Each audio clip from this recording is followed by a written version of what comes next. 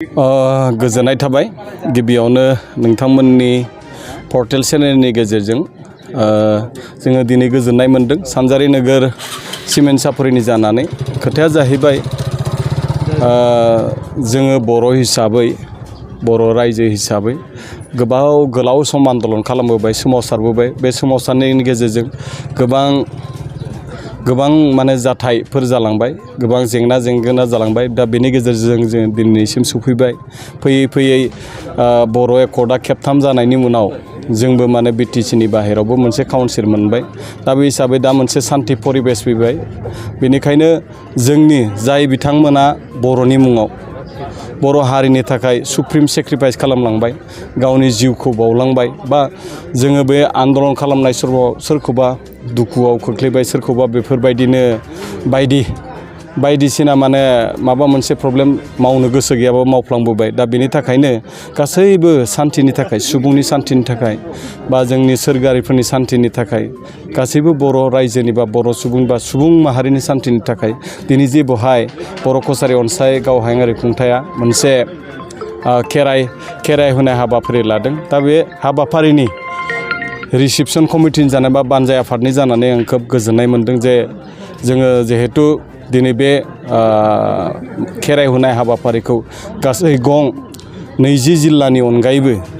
माखासे गुबुन जिल्लानिफ्राय फैगोन आरो बेवहाय फैनायाव जोङो दिनै माने रायजोफोरखौ बेखौनो खावलायगोन बयबो सान्थिनि थाखाय बहाय बाहागो लाफैनांगौ लानाया मोजां आरो जों जिहेतु फोथायो मानसिया गोदो गोदायनि आजै आजौनिफ्रायनो जे जोंनो मोनसे बिसास बा जों भगबान जे दं बा जोङो जोंनि गारबोनाय बिरफोरखौ जे फुजिनांगौ दा बा बिथांमोनखौ जोङो मान होनांगौ सन्मान होनायजों लोगोसे बिथांमोननि जिउआ जाहाथे सोरगोआव आलो गोजोनै थायो बा जोंनोबो जायफोरा गोथाङै दङ गोथाङै थानाय सुबुंफोराबो जाहाथे जोङो दिनै माने जोंनो बोर हरबाय थायो बा जोंनो मावनो गोहो होयो दा बेनि थाखायनो बे हाबाफारिखौ लादों बे हाबाफारिखौ लानायाव दिनै जोंखौ सानजारि नोगोरनि बा आंखौ प्रेसिडेन्ट होनानै माखासे सुबुंफोरखौ जोंनि माहारियारि आफादफोरनि गोबांथार जेरै जों बुंनांगोन बर' फरायसा आफाद आइजो अनसाय आफाद बर' थुनलाइ आफाद खौसेथि बर' सुबुं आफाद बेफोरबायदिनो धोरोमारि गौथुम गासैबो आफादफोरखौ लानानै जों जिहेतु मोनसे आरसि दाबाय बेवहाय बयबो बाहागो लालायदों गाजा गोमजायै बाहागो लालायदों दा बेनिखायनो जोङो गोजोननाय मोनदों आरो जों गोजोननाय मोनगोन जोंनि बेवहाय जाय बिथांमोना बाहागो लानो फैगोन बा बे खेराइनाय हाबाफारियाव लानो फैगोन जों बेखौ बरायनो मोननानै सानजारि नोगोरनि जानो जों गौरब बा जों गावखौनो गौरब बायदि मोनदों आरो गौरब खालामनाय बायदि मोनदों आरो बेनिखायनो जों खावलायगोन बे हाबाफारियाव बयबो गाजा गोमजायै धोरोम बोरोन बा माबा मोनसे जों जुदि सानाबालासिनो गोसोआव बेयो माने बाथौ धोरोम बेयो ब्रह्म धोरोम सोरबा जिखि धोरोमावनो थायाथों मानो बे धोरोमाव थानाय सुबुंफोरा जाहाथे बे बाथौनि थाखाय बा सोरनिबा थाखायल' खालामदों बे नङा जों बे जाहैबाय धोरोमनि बे बाथौआ जाबाय मोनसे मेडिया बेखौ जोङो सोरजोंबाबो फुजिखानांगोन बे हिसाबै जोङो खावलायनाय थाबाय जे बे हाबाफारियाव बयबो गाजा गोमजायै गोसो गोरबोजों जोंनि सुबुंनि सान्थिनि थाखाय ओनसोलनि सान्थिनि थाखाय हारिनि सान्थिनि थाखाय जोंनि बर' कसारि गावहायारि खुंथायनि आलो गोजोन बा जौगानायनि थाखाय बे हाबाफारिखौ लादों हिसाबैहाय बेवहाय बयबो बाहागो लानांगौ होननानै खावलायनाय थाबाय आरो मोनसे खोथा बुंनो सानबाय जे जिहेतु बेवहाय जोङो प्राय 5,000नि बारा बे सिबियारि बिथांमोना बाहागो लागोन दा बेनिखायनो बे 5,000नि थाखाय जोंनो जिरायनाय जानाय जोंनि भलन्टियार बा जोंनि साब कमिटिफ्रा प्राय खामानि मावबाय फोजोबबाय दा बेनिखायनो बयबो गाजा गोमजायै बाहागो लानो हायो जों बेखौ फोरमायनाय थाबाय आरो 8 मे 2020 मायथाइयाव जानो गोनां जिहेतु खेराइ हुनाय हाबाफारि बे खेराइ हुनाय हाबाफारिया दासिम जोंना 100% हाबाफारिया आवगायना दं दा बे हाबाफारिया गाबोननिफ्राय जागायगोन बेवहाय जोंना गासै जोंनि बिटिसिनि बाहेरायाव थानाय जेसेबां बर'फोर दं बे मोन 22 जिल्लानि मानसिफ्रा बेयाव बाहागो लाफैगोन आरो बेयाव PKWSनि बानजायनायाव बिथांमोननि जेसेबां मावफुं सोद्रोमा दं बिथांमोनाबो बेयाव फैनानै मोजां बाहागो लागोन 22 जिल्लानि जेसेबां सुबुं दं बेयाव मोजाङै बाहागो लागोन बिथांमोना गाबोन सफैजोबगोन दिनै माखासे सफैबाय दा जोंनि बेवहाय गासै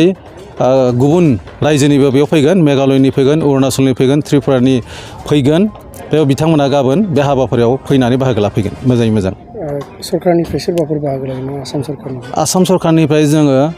बुंथिगिरि मानगोनां बिस्वजित दैमारि बिथांखौ जों हांख्रायदोंमोन। बिथाङा फैनो हानाय नंला माबा मोनसे जाहोननि थाखाय। दा आसामनिफ्राय गुबुन बेबायदि मन्थ्रि जोंनि बे हाबाफारियाव नुजाफैनो हानाय नंला।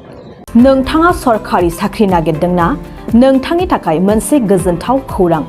नोंथांनि थाखाय दं एडुकेट पइन्ट, जेराव नोंथाङा सोलोंथाइ लानायनि गेजेरजों सरकारि साख्रिनि गुबुन गुबुन रोखोमनि गोब्राब आनजादफोरखौ उथ्रिसारनो हागोन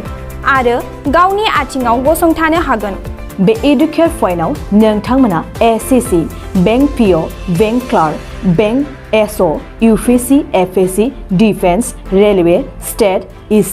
इन्सुरेन्स, एएअ, एडिअ एसिस्टेन्टजों लोगोसे स्टेट लेभेल जब आरो माखासे सरकारि साख्रिनि आनजादाव गोनांथि जानाय आयदाफोराव सोलोंथाइ लानो हागोन। मख'नो गोनांदि बे सोलोंसालियाव साख्रिनिल' नङा, बेयाव MBA आरो सैनिक स्कुल बायदियाव एडमिशननि थाखाय एन्ट्रेन्स होनो थाखायबो सोलोंथाइ लानो हागोन। बे सोलोंसालियाव गाहाम थाखो खथानि सुबिदा दं आरो सम मथे नोंथांनि सोलोंथाइखौ बे सोलोंसालियाव होनाय जागोन। बेखौबो मिथिनांगोन दि बे एडुकेट पइन्टआव सोलोंथाइ लानानै बावैसो 2021-22 इं मायथाइनि एसएससि जिडिनि आनजादाव गासै 11 सा सोलोंसाफोरा उथ्रिसारनो हादों। बारा नङा, गासै 15,000 रांजोंनो नोंथाङा बे सोलोंसालियाव 6 दानसिम सोलोंथाइखौ लानो हागोन। बे सोलोंसालिया क'क्राझार, बरपेटा रड, गवालपारा आरो बङाइगावआवबो दं। क'क्राझाराव सोलोंथाइ लानो गोसो गुदुं जानाय सुबुंफोरा 70020263133 9101536360 70020263133 9101536360